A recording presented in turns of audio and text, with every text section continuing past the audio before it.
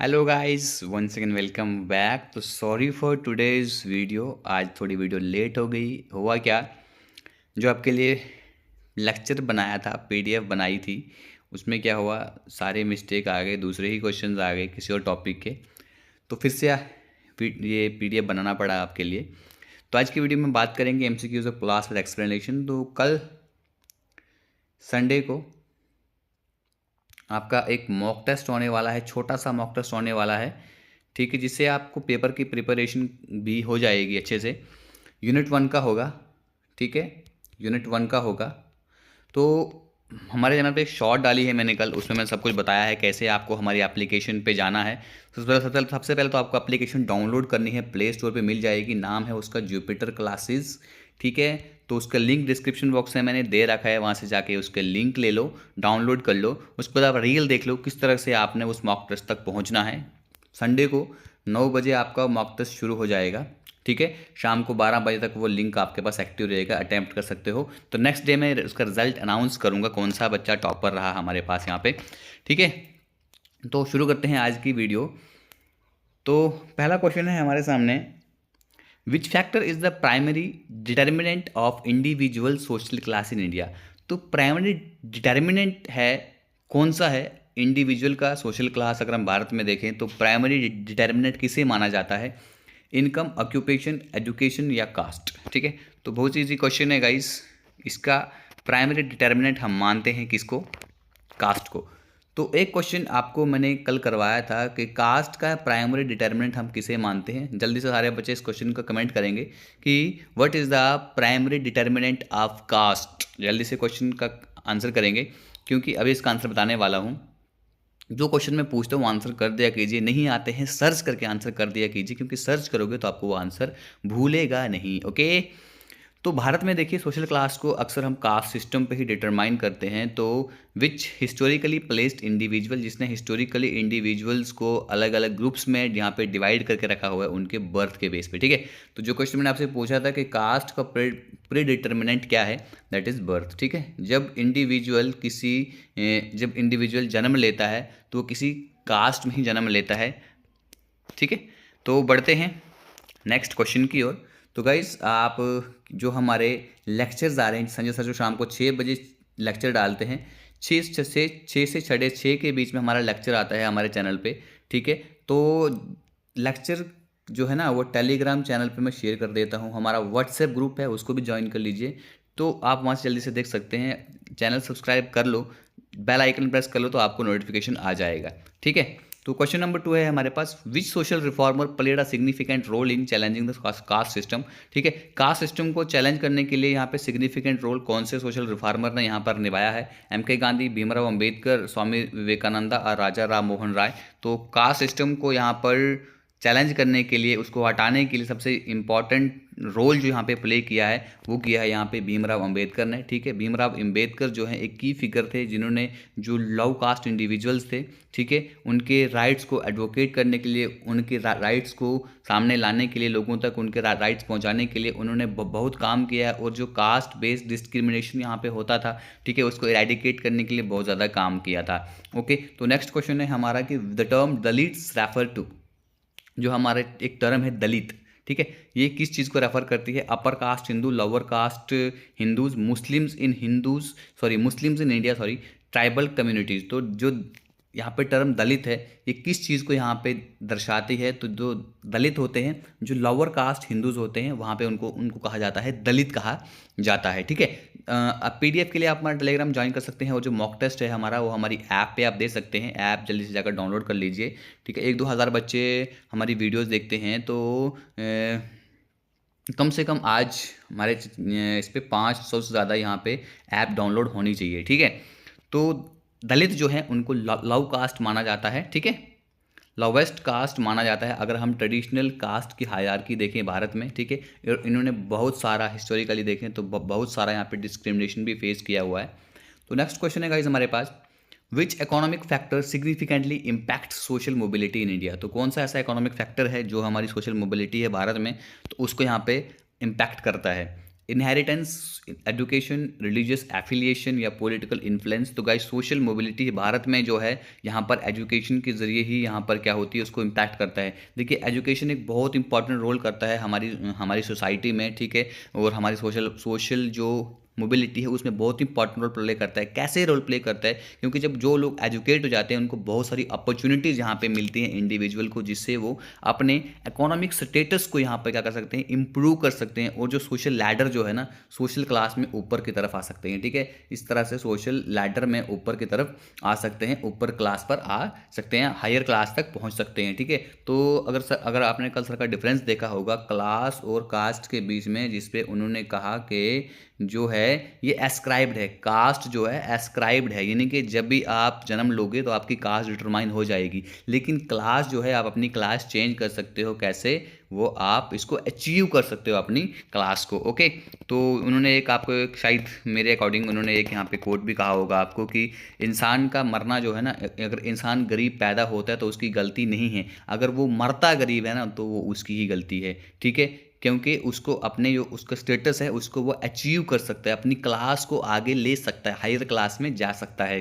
ठीक, तो which region of India is noun for the prevalence of the zamindari system? तो कौन सा रीजन है भारत में जहाँ पे जमींदारी सिस्टम की बहुत ज़्यादा यहाँ पे प्रिवेलेंस रहती है? पंजाब, बिहार, केरला या राजस्थान? तो इस क्वेश्चन का जो आंसर है सबको आना चाहिए। ठीक है, तो जमींदारी सिस्टम जो है यहाँ पे बिहार में बहुत ज़्यादा ही यहाँ पे क्या था, प्रिवेलेंट था, जहाँ पे लैंडलॉर्ड जो थे वो कंसिडरेबल जो लैंड एंड पावर थे वो अपने पास रखते थे।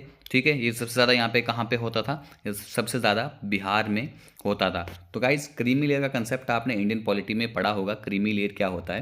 तो creamy layer concept in reservations, ठीक है, रिजर्वेशंस में ही ये चीज़ आती है। रेफर टू, किस चीज़ को रेफर करता है? The most economically privileged among the backward classes, upper caste individual, individual with high educational qualification या those exempt from reservation benefit. तो क्रीमी लेयर किसे कहा जाता है? तो गाइज ये होती है ऑप्शन नंबर ए, जो मोस्ट इकोनॉमिकली प्रिविलेज होते हैं। ठीक है, जो बैकवर्ड क्लासेस होती हैं, ठीक है, तो उनमें जो मोस्ट इकोनॉमिकली प्रिविलेज होते हैं, जो इकोनॉमिकली स्ट्रांग हो चुके होते हैं। ठीक है, और जो क्रीमी लेयर डिनोट करता है इंडिविजुअल को जो विद इन बैकवर्ड क्लासेस में ये लोग आते हैं। ठीक है, जो इकोनॉमिकली वेल ऑफ होते हैं और उनको रिजर्वेशन बेनिफिट से उनको एक्सक्लूड कर दिया जाता है। ओके, तो नेक्स्ट क्वेश्चन है हमारे पास यहाँ पर, which caste based occupation involve leather work and tanning? तो लेदर वर्क और टैनिंग जो है यहाँ पे कौन सी कास्ट को करने को बोला जाता था पहले ज़माने में?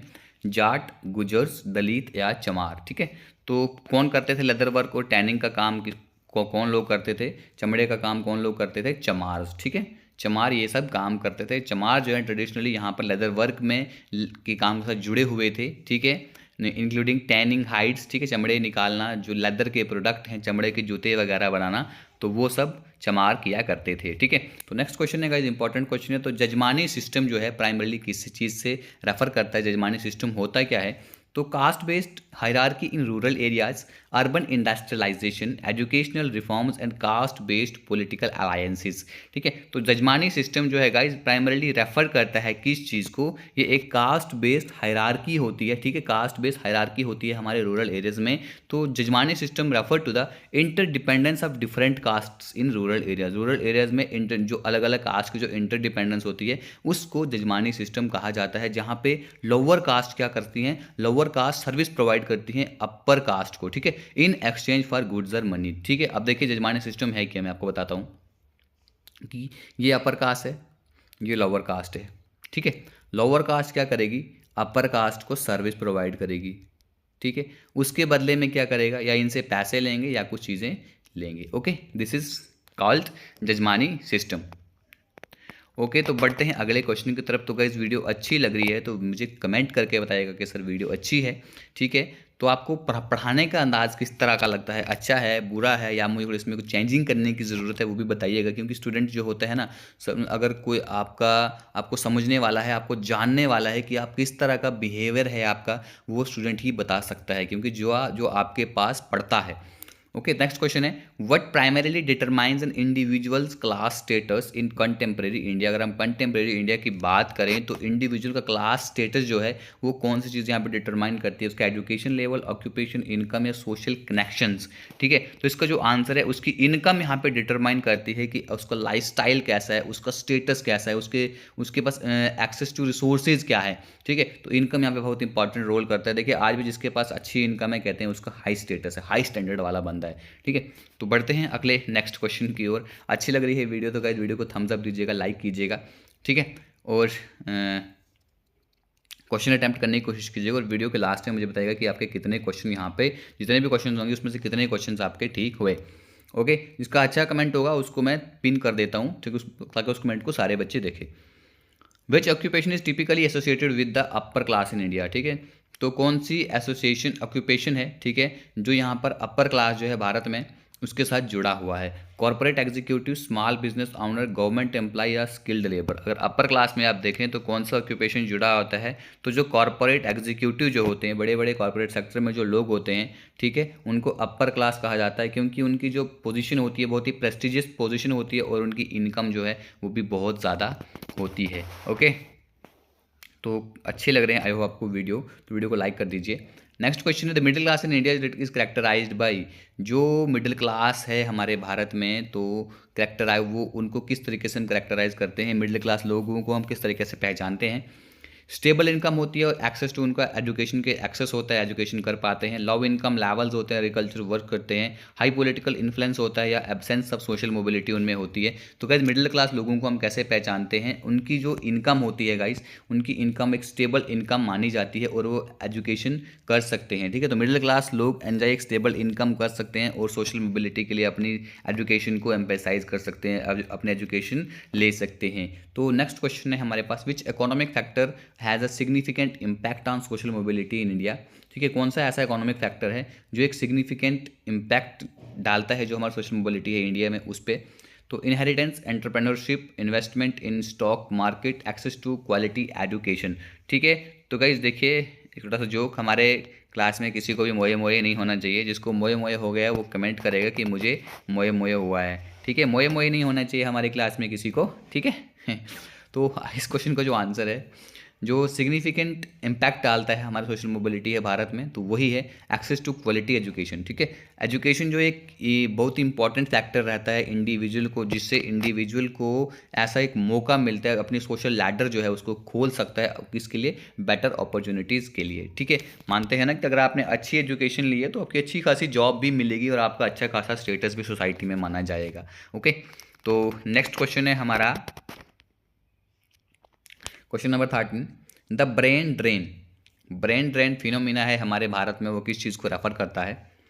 Migration of highly skilled individual to other countries, movement of unskilled labours within India, investment in research and development, government initiatives for skill development. देखिएगा मैं स्टार्टिंग से बोलते आ रहा हूँ ना, क्वेश्चंस अच्छे से पढ़ना, ऑप्शंस अच्छे से पढ़ना, ऑप्शंस को समझना, क्वेश्चन को समझना। तो ब्रेन ड्रेन फिनोमिना इंडिया में किस चीज़ को रेफर करता है, तो इसको का आंसर है आपके सामने option number A. Brain drain का मतलब होता है हाईली स्किल्ड लेबर जो है उनको दूसरी कंट्रीज़ में माइग्रेट करना। ठीक है, उसे हम बोलते हैं ब्रेन ड्रेन। ठीक है, brain drain involve the immigration of highly educated and skilled individual to other countries for better opportunities. तो जहाँ से दूसरी कंट्रीज में चले जाते हैं अच्छी अपॉर्चुनिटीज़ के लिए, उसे हम बोलते हैं brain drain. Okay, next question है which demographic often faces challenges in accessing adequate healthcare and education contributing to their lower class status। अब यहाँ पे कौन सी डेमोग्राफी ऐसी है जहाँ पे बहुत सारी चैलेंजेस लोगों को फेस करने पड़ते हैं उनको, अगर हेल्थ केयर की बात की जाए, एजुकेशन की बात की जाए।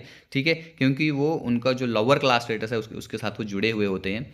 तो urban professionals, rural agriculture labours, middle class earners या गवर्नमेंट एम्प्लॉइज। तो इसका जो गाइस आंसर है, जो रूरल एग्रीकल्चर लेबर्स होते हैं, ऑप्शन नंबर बी, जो रूरल एग्रीकल्चर लेबर्स होते हैं उनको बहुत सारी चैलेंजेस इन सब चीज़ों में आती हैं। ठीक है, जब उनको क्वालिटी हेल्थ केयर की या क्वालिटेटिव एजुकेशन की ज़रूरत पड़ती है तो तब उन लोगों को ये बहुत सारी क्या है मुश्किलात आती हैं, तो इसलिए उनका जो स्टेटस है वो लोअर क्लास स्टेटस में आते हैं। ठीक है, तो आपको सुपरवाइज़र की फ्री क्लास ही चाहिए तो हमारे जुपिटर क्लास चैनल को जब सब्सक्राइब कीजिए, जहाँ पर आपको सुबह के टाइम आपको मिलते हैं गाइस टॉपिक्स के एमसीक्यू और शाम के टाइम आपको मिलते हैं गाइस लेक्चर, ठीक है। तो ये सब चीज़ें आपको करनी है तो आप हमारे चैनल को सब्सक्राइब कर सकते हैं। नेक्स्ट क्वेश्चन है हमारे पास, which sector has been a major driver of the Indian economy. कौन सा सेक्टर है हमारा इंडियन इकोनॉमी को ड्राइव करता है और जो हमारी न्यू एफलेंट क्लास बनती है उसमें बहुत ज़्यादा कंट्रीब्यूट करता है, ठीक है। तो एग्रीकल्चर, मैन्युफैक्चरिंग, आईटी या टेक्सटाइल। तो जल्दी से क्वेश्चन का आंसर कीजिए, बहुत ही इंपॉर्टेंट क्वेश्चन है, आपका एग्जाम पॉइंट ऑफ व्यू से ऐसा क्वेश्चन आपको पूछा जा सकता है। तो गाइस आईटी जो है यहाँ पे इंफॉर्मेशन टेक्नोलॉजी एक ऐसा बहुत इंपॉर्टेंट रोल और पाइवटल रोल यहाँ पे प्ले करता है जो नई एफिलेंट क्लास बनती है, ठीक है, उसकी ग्रोथ के लिए due to its global relevance and high paying job, ठीक है। यहाँ पे ग्लोबल इसको पूरे यूनिवर्सल है ये, इसकी ग्लोबल रेलिवेंस है और यहाँ पे लोग एक नई एफलेंट क्लास बनते हैं क्योंकि यहाँ पे उनको हाई पेइंग जॉब मिलती है, अच्छे से ज़्यादा पे मिलती है, ठीक है, जिससे लोग एक एफलेंट क्लास में आ जाते हैं। तो गाइस क्लास का चैप्टर नहीं देखा है तो जाकर क्लास का चैप्टर देख लीजिए। Which factor is primarily responsible for the growing income disparity in India. अगर आप इनकम डिस्पैरिटी भारत में देखें तो जो आहिस्ता आहिस्ता बढ़ती जा रही है तो उसके पीछे कौन सा फैक्टर यहाँ पर रिस्पॉन्सिबल है। Government policies, globalization, caste system या रिलीजियस एफिलिएशन, ठीक है। तो इस क्वेश्चन को जल्दी से कमेंट कीजिए। इस क्वेश्चन का जो गाइस आंसर इज ग्लोबलाइजेशन। देखिए अब ग्लोबलाइजेशन से कैसे हो रहा है। Globalization at widen the income gap between the rich and poor in India. तो ग्लोबलाइजेशन ने एक ऐसा बहुत बड़ा इनकम गैप यहाँ पे बना दिया है, रिच और पुअर के बीच में एक इनकम गैप जो है ना वो बहुत ज़्यादा यहाँ पे बन गया है, ठीक है। अब यहाँ पे जो वेल्थ एंड अपॉर्चुनिटीज़ हैं वो जो ज़्यादा अमीर हैं उनके पास अच्छी खासी अपॉर्चुनिटीज़ हैं और वो ज़्यादा अमीर बनते जा रहे हैं, ठीक है। तो जो बेचारे लोअर क्लास वाले लोग हैं जिनके पास अच्छा खासा पैसा नहीं है उनको उतनी ज़्यादा अपॉर्चुनिटीज़ भी नहीं मिलती, अच्छी खासी एजुकेशन भी वो नहीं ले सकते हैं, ठीक है। तो ग्लोबलाइजेशन से हमारे पास एक इनकम डिस्पैरिटी हमारे भारत में बढ़ रही है। तो गाइस नेक्स्ट क्वेश्चन है द कंसेप्ट ऑफ नोविया रिक, ठीक है। नोविया रिच पढ़ो या नोविया रिक पढ़ो इसको, ठीक है। नोविया रिक किस चीज़ को बताया जाता है। एस्टैब्लिश्ड वेल्दी फैमिलीज़ को, न्यूली रिच इंडिविजुअल्स या जो नई रिच इंडिविजुअल्स हैं या फैमिलीज उन्हें नोविया रिच कहा जाता है। इंटेलेक्चुअल एलाइट को कहा जाता है या रिलीजियस लीडर को नोविया रिच कहा जाता है। तो गाइज नोविया रिच मतलब देखो नोविया से मान लो कि नए लोग, ठीक है, रिच से मान लो कि नए रिच, ठीक है। जो नई फैमिली रिच होती हैं, नए इंडिविजुअल रिच होते हैं उन्हें बोलते हैं नोविया रिच, ठीक है। दो जो है रिसेंटली जिन्होंने अभी पासा हासिल किया है, जिनको अभी पैसा आया है, ठीक है, एंड में लैक द सोशल स्टेटस। अभी उनको सोशल स्टेटस उतना बड़ा नहीं है, ठीक है। जो यहाँ पे पुरानी ओल्ड मनी वाली फैमिली जिनके पास पुराना पैसा है उनके बराबर अभी उनका स्टेटस नहीं हुआ है लेकिन अभी वो अमीर बने हैं, उसे बोलते हैं nouveau riche class, okay. Next question है which region in India has witnessed rapid industrialisation and the rise of prosperous class.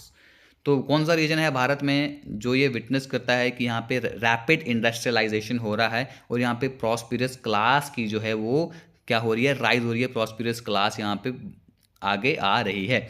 Eastern India, southern India, northern India, western India. तो गाइस रीजन की बात करी गई है जहाँ पे बहुत ज़्यादा इंडस्ट्रियलाइजेशन बढ़ रही है, दैट इज़ वेस्टर्न इंडिया, ठीक है। वेस्टर्न इंडिया हमारे पास कौन से एरिया आते हैं। वेस्टर्न इंडिया हमारे पास जैसे आती हैं state of Maharashtra, state of Gujarat, ठीक है। यहाँ पे बहुत ज़्यादा इंडस्ट्रियल ग्रोथ हो रही है और यहाँ पे जो प्रॉस्पेरियस क्लास है उसकी भी एमरजेंस हो रही है, यानी कि वो भी बढ़ रही है, वो भी सामने आ रही है, ठीक। तो गाइज हमारा नेक्स्ट क्वेश्चन है यहाँ पे which social factor often plays a crucial role in determining an individual's upward mobility in the Indian class system। कौन सा ऐसा सोशल फैक्टर है जो एक इंपॉर्टेंट रोल प्ले करता है इंडिविजुअल की अपवर्ड मोबिलिटी में, अगर हम इंडियन क्लास सिस्टम की बात करें, ठीक है। Caste background, political affiliation, urban residence या educational qualification.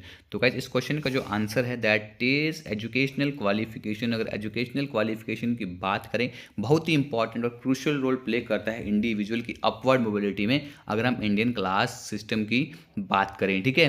Individual social hierarchy by providing, कैसे, अगर अच्छी एजुकेशनल क्वालिफिकेशन उसकी होगी तो उसको अच्छी बेटर जॉब, उसको अपॉर्चुनिटीज़ मिलेगी तो वो अपनी जो सोसाइटी में है वो ऊपर वाले लीडर की तरफ अपसाइड जो लीडर है सोसाइटी की उसकी तरफ बढ़ जाएगा, ठीक।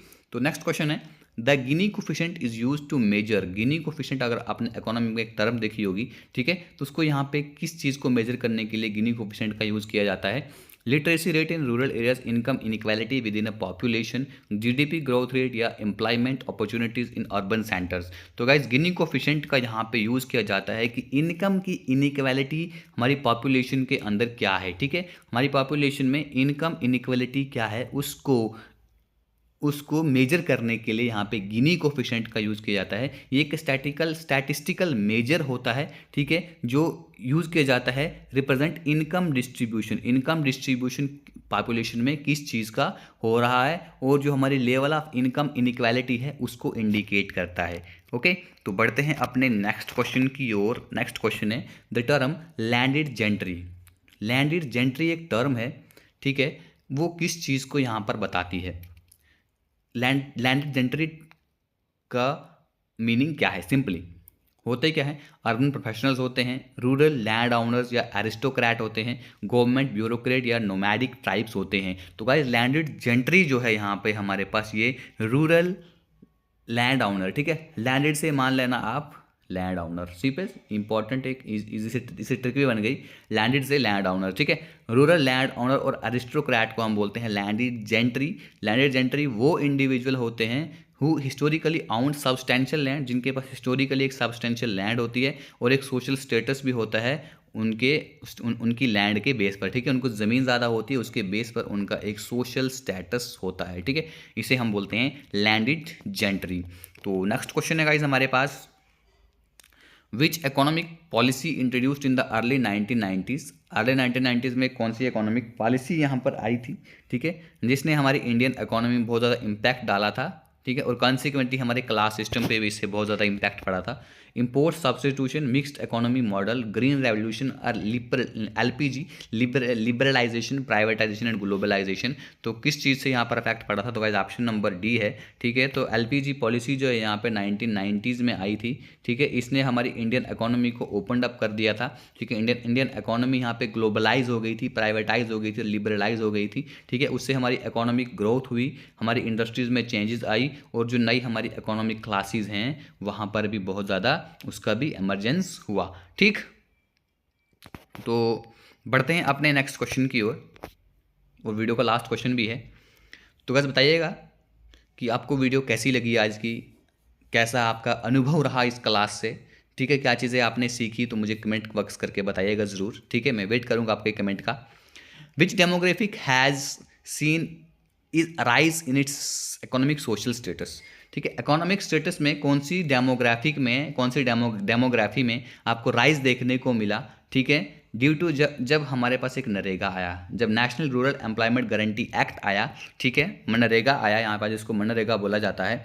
तो जब वो आया तो कौन सी सोसाइटी जो है, कौन सा डेमोग्राफी ऐसी है जहाँ पे उनको इकोनॉमिक स्टेटस उनका बढ़ते हुए देखने को आपको मिला? अर्बन प्रोफेशनल का, रूरल लेबरर्स का, मिडिल इनकम अर्नर्स का, या एग्रीकल्चरल लैंडलॉर्ड्स का? तो गाइस सबको इसका आंसर पता ही होगा, ठीक है। जो रूरल लेबरर हैं उनका इकोनॉमिक स्टेटस थोड़ा बढ़ते हुए देखने को मिला। आजकल तो नरेगा का हाल तो पता ही है एक्चुअली में सबको, नरेगा का क्या हाल है, ठीक है। NREGA aims to provide employment and income security देता है रूरल लेबर को, ठीक है, और उनको 100 दिन का रोजगार, आपने देखा होगा कहीं पे लिखा होता है, दीवारों पर भी लिखा होता है कि 100 दिन का रोजगार मिलता है इससे। तो guys this was all about today's video. कैसी लगी आपको वीडियो को कमेंट बॉक्स में बताइएगा। अच्छी लगी तो लाइक कीजिए, नहीं लगी तो डिसलाइक कीजिए। डिसलाइक क्यों क्या मुझे कमेंट बॉक्स में ज़रूर बताइएगा। सर हमने आपकी वीडियो इसलिए डिसलाइक की है, डिसलाइक भी कर सकते हैं, नो इशू। तो खत्म करते हैं आज की video. Thank you, God bless you all, जय हिंद।